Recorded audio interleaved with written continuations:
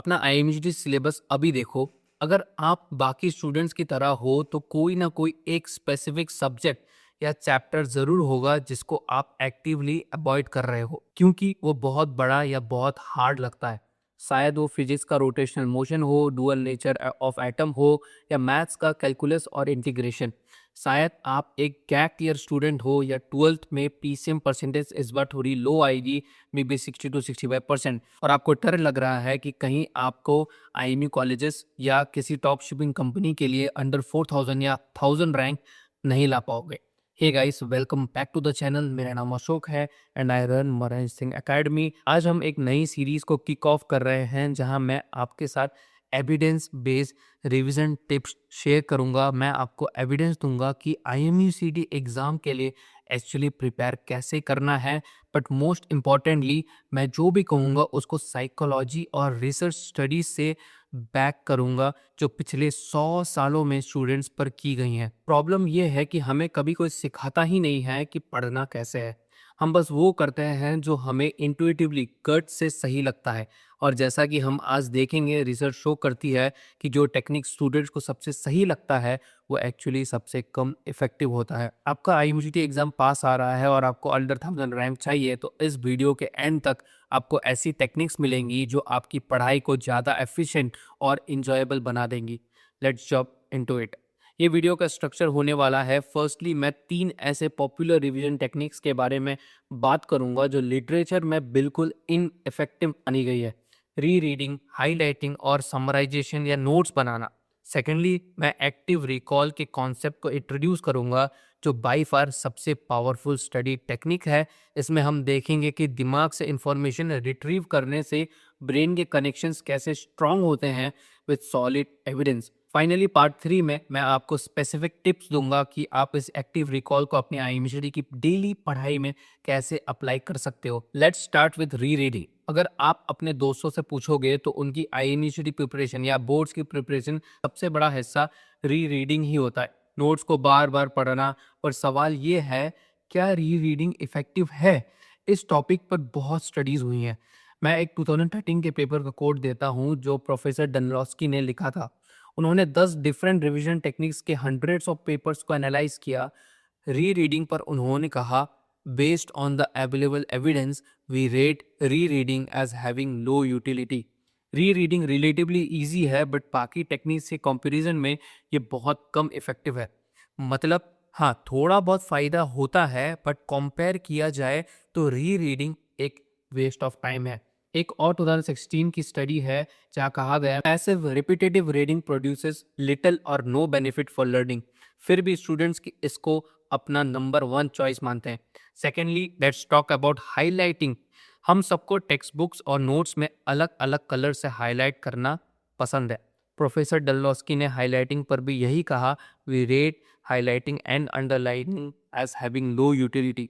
ये higher level task में performance को एक्चुअली हर्ट कर सकता है जहां इन्फेरेंस मेकिंग की ज़रूरत होती है। आईएनयूसीडी में फिजिक्स और मैथ्स पूरे इन्फेरेंस बेस्ड होते हैं। फॉर्मूला याद होना काफ़ी नहीं है, उसको अप्लाई करना आना चाहिए। हाईलाइटिंग में हमें एक सेफ्टी ब्लैंकेट देता है। हमें लगता है कि हम प्रोडक्टिव काम कर रहे हैं येलो और ब्लू मार्कर चला के, बट एविडेंस कहता है कि ये किसी काम का नहीं है। Finally, let's talk about summarising या नोट्स बनाना। ये एक ऐसी टेक्निक है जो हम बचपन से यूज करते आ रहे हैं, लेकिन अगेन स्टडी शो करती है कि समराइजेशन की यूटिलिटी भी लो है। जब तक आपको नोट्स बनाना प्रोफेशनली नहीं आता, तब तक ये आपका सिर्फ टाइम वेस्ट करेगा।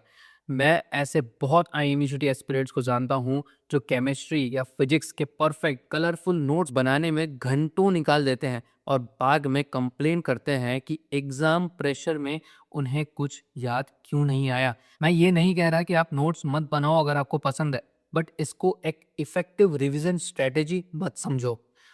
टू सम अप, पार्ट 1 री रीडिंग, हाईलाइटिंग और पैसिव नोट्स बनाना, ये तीनों एविडेंस के हिसाब से टाइम वेस्ट है। अब आते हैं वीडियो के सबसे इंपॉर्टेंट पार्ट पर, एक्टिव रिकॉल।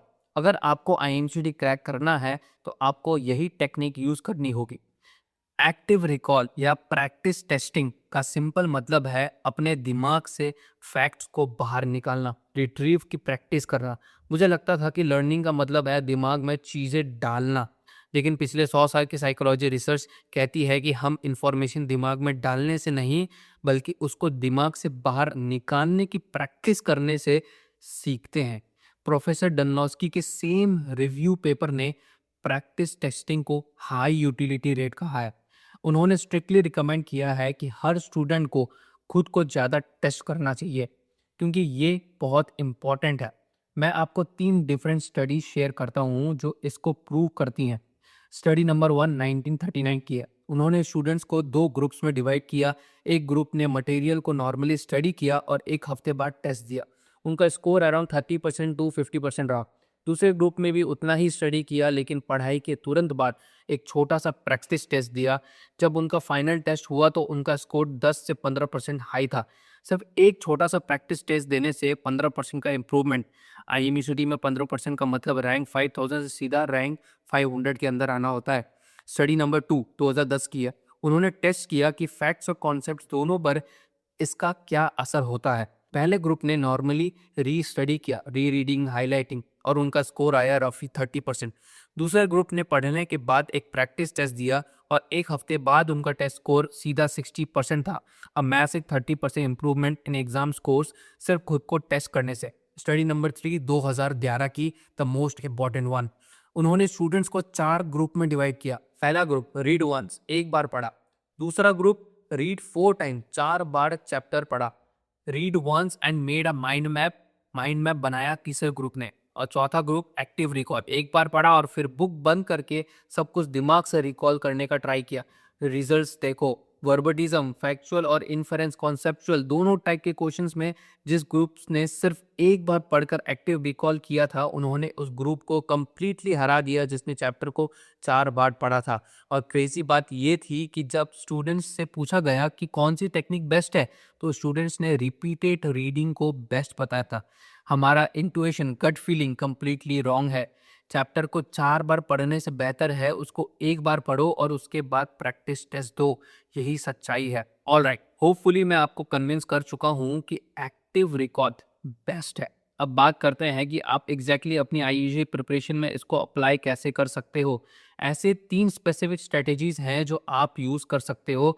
स्ट्रेटेजी नंबर 1, एनकी या स्पेस रिपीटेशन फ्लैश कार्ड्स। जब आप नॉटिकल साइंस पढ़ते हो तो आपका एक आरओआर सब्जेक्ट होता है, रूल्स ऑफ द रोड्स। तो उसके लिए आपको रूल्स याद करने पड़ते हैं और वहां पे हमें एक फ्लैश कार्ड्स दिया जाता था जो सबको खरीदना पड़ता था।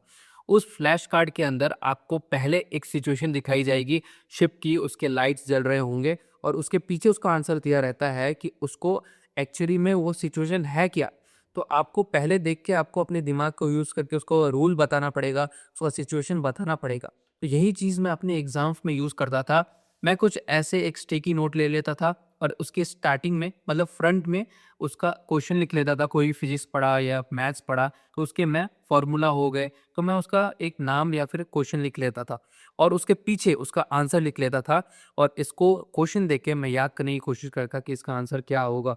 और बस इसी एक कारण की वजह से मैं पूरे बीएससी नॉटिकल साइंस के 6 सेमेस्टर में कभी भी फेल नहीं हुआ। और आप इसको आईएमयूसीडी के केमिकल रिएक्शंस की बात कर लो या फिजिक्स के फॉर्मूलाज की बात कर लो, इंग्लिश एप्टीट्यूड के डेफिनेशंस हो गए या कुछ भी हो गया, आप इसको जो है यूज कर सकते हो। Strategy number 2, making notes with the book closed. जब आप फिजिक्स का कोई कॉम्प्लेक्स चैप्टर पढ़ रहे हो, जैसे थर्मोडायनामिक्स या इलेक्ट्रोस्टैटिक्स, टेक्स्ट बुक खोलकर नोट्स कॉपी मत करो। चैप्टर पढ़ो, टेक्स्ट बुक बंद करो और एक ब्लैंक पेपर पर स्पाइडर डायग्राम या माइंड मैप ड्रॉ करो, दिमाग पर जोर डालकर। जितना याद आए सब लिख दो, उसके बाद बुक खोलो और देख लो आपने क्या मिस किया। ये एक्चुअली एक प्रूवन एक्टिव रिकॉल मेथड है जिससे पूरा फ्रेमवर्क दिमाग में छप जाता है।